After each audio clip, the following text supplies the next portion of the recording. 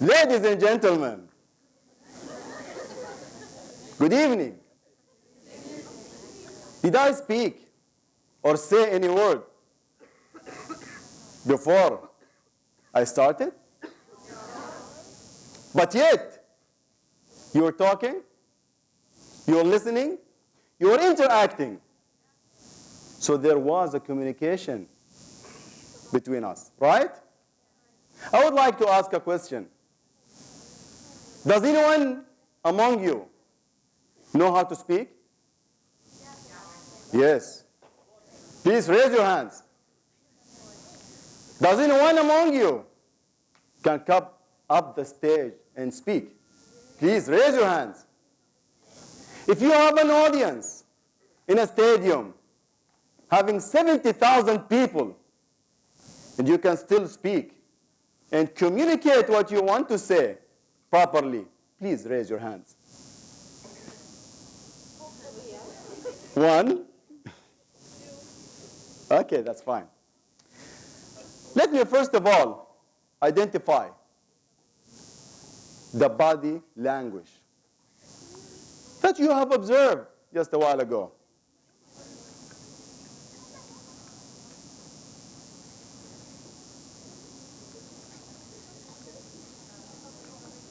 And where's the IT? Thank you. It's the form of mental and physical ability of human non-verbal communication. And believe it or not, it is the most important thing for you to communicate with others. Imagine the statistics that we have. It says that only 7% of the verbal communication is being conveyed to the audience. Well, let us be more optimistic. The best statistics that I have ever seen was only 30%. So it really varies from 7 to 30%. So would you like to use 30% of your ability to convey a message, a suggestion, or an opinion, or you would like to utilize the full capabilities, the 100% that you have within yourself? Okay, let me say it again. Do you want to stay with 30% of your ability? Yes or no? No. Then you want to utilize the 100% that you have, right? Well, there are three categories of the body language: the facial expressions, the body gestures, and the whole body movements, and we will come into details for each one of those. The facial expression are the keys to the meaning behind a message. I will tell you one story. And this story, it was more than 1,000 years ago. And it was from one of the Muslim scientists. And he was so keen about science that he can travel anywhere in the world just to receive this science. And he heard that there was a scientist, and this scientist was more than 1,500 miles away. He was in Medina, and the scientist was in Al-Basra. And he traveled all the way to this guy. And what was his science? It was about the facial expressions and features of the face, that he can tell and identify the person from looking at his face and from seeing his facial expressions. Don't you want to know that? Have you ever had this feeling that once you have seen this person, you can tell, this guy is honest. Oh, he's a big liar. He's lying to me. He's definitely lying to me. Have you ever? Yes. Through what? He did not even say anything yet. So people tend to judge others by the facial expression.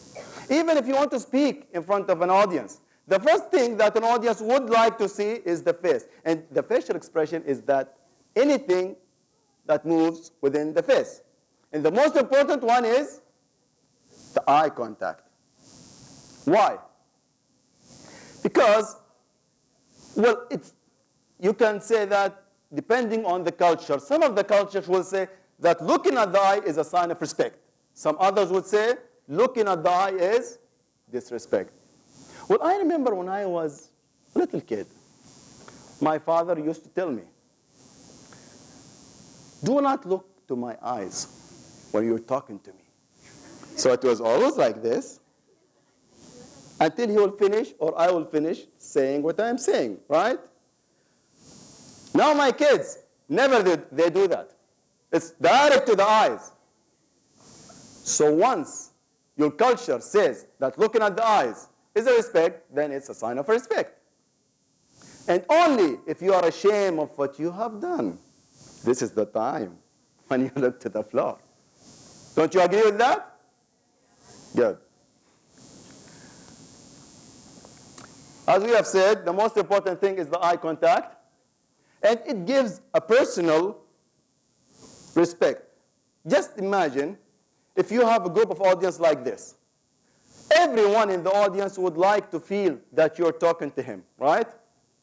For instance, if I look at you, you will feel that, can you please nod your head? I'm looking at you.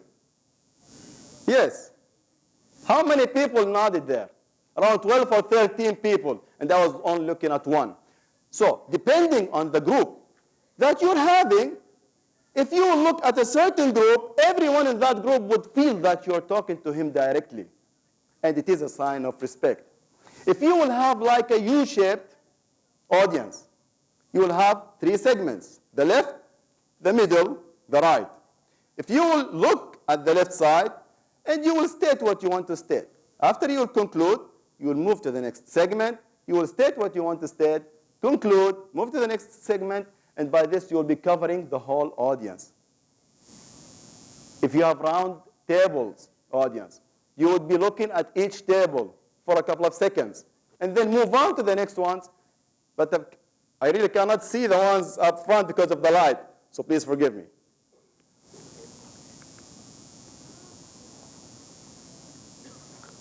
Body gestures, and we have 3 types of body gestures: the conventional, the descriptive, and the emotional. Conventional, if I will say like this: 3, 2, stop. This is called the conventional gestures. And the body gestures is the most important element as well. Now, once you're standing, anything that moves from your body is a body gesture. The most important ones are hands and arms. Utilizing them is an art per se. We will go to the next one. If you remember when I was describing the ship, this is a descriptive gesture. The third one is the emotional gesture. And the emotional gesture, for instance, it doesn't make any difference to you. You just shake your shoulders like this. Doesn't make any difference to me. If you are really angry, you will have a fist shaking to show your anger. Or if your heart hurts you for any reason, you will be pointing at your heart. Those are the types of gestures.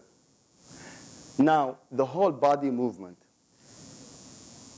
You will start saying that you are moving your body by your stance. Once you stand before an audience, you cannot lean like this or do like this, right?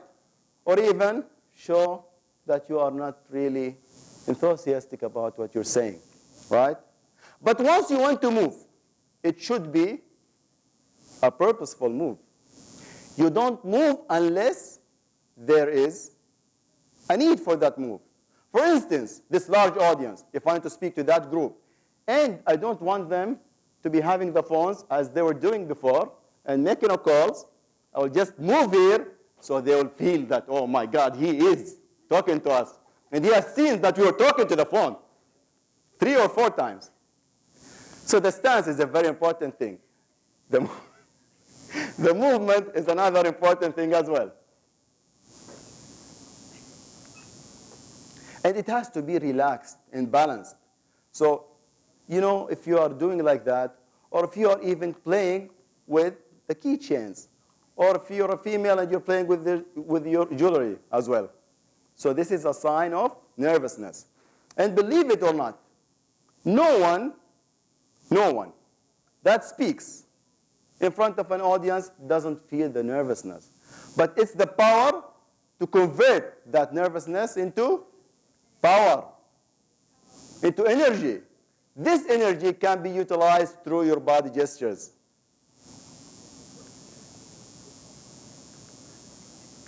Now, if we will say, what is the key element for success? If you are having a speech and you want to be successful in your speech, you have to plan and practice.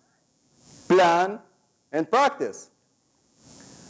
And the best way to practice is, first of all, in front of a mirror, because you can evaluate yourself. Or you can videotape it. Or you can practice it in front of a family or a friend. Why? Because you will receive honest opinion. They will give you positive, constructive evaluations that will help you to improve and to see the weaknesses that you need to refrain from having it. This guy, I just love this guy so much. Starting from his name, you see, watch me pronounce his name. Konstantin Stanislavski. Almost all the body gestures, you have seen it except the body movement. So he has a really good name. And by the way, he developed the method theory of acting. And I want all of you to join me in stating his quote. But first, I want you to adjust your tone. Imagine that you have the tone degree starting from 1 as the minimum and 100 as the maximum. I want you to adjust to 70 to 75. Can you do that? And on my count to 3, I want you to read the quote with me. Are you ready? 1, 2, 3.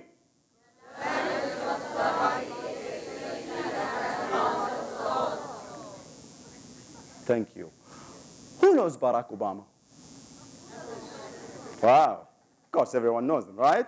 But I have to ask. Why? Who knows Tony Blair? See? So not everyone is a famous person. What is Barack Obama famous about? Other than he is the President of the United States. Okay, you said it. Speaking. Wow. Haha. We'll come to that. He is a speaker, right? He is a famous speaker. So just imagine if he will finish his period as a president, he will still have a career to go. He's a wonderful speaker, right? If anyone seen the speeches of Barack Obama, you will see how strong, how confident he is. He lost already.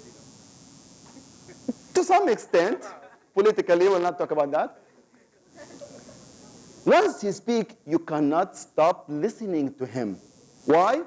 He will grab the attention of the audience through his entire speech. He has those capabilities. But don't you want to be like him? Don't you want to speak like him? Or even better? Well, you need to practice. You need to unleash the powers within you. You need to awaken the giant that you have. Most of us are utilizing 7 to 30%. And I'm sure that if not all of you, at least some of you, they have been in meetings. And in those meetings, he wanted to participate, either in the Q&A or he had an opinion or a suggestion. And it's either one of 3. First thing, you did not participate. Why? You are afraid of public speaking. You did not have the courage. Second, you did ask or you did participate, but not to your full extent. It was only 7 to 30% of what you wanted to convey to the audience. The third, that you're really confident enough and you have really trained yourself, developed yourself to have a 100% confidence to convey what you wanted to convey. Well, there is a fourth one if you fainted out. And that is a rare case as well. I will give you one suggestion because it's a nonprofit organization, and I believe that it will help most of you. If you want to, visit this website. It's toastmasters.org. It will help you to be a better speaker, better communicator, and a better leader. If I want to give you one thing to remember from what we have said today, please remember, ladies and gentlemen, you, and you, and you. Please remember that your body speaks. Thank you.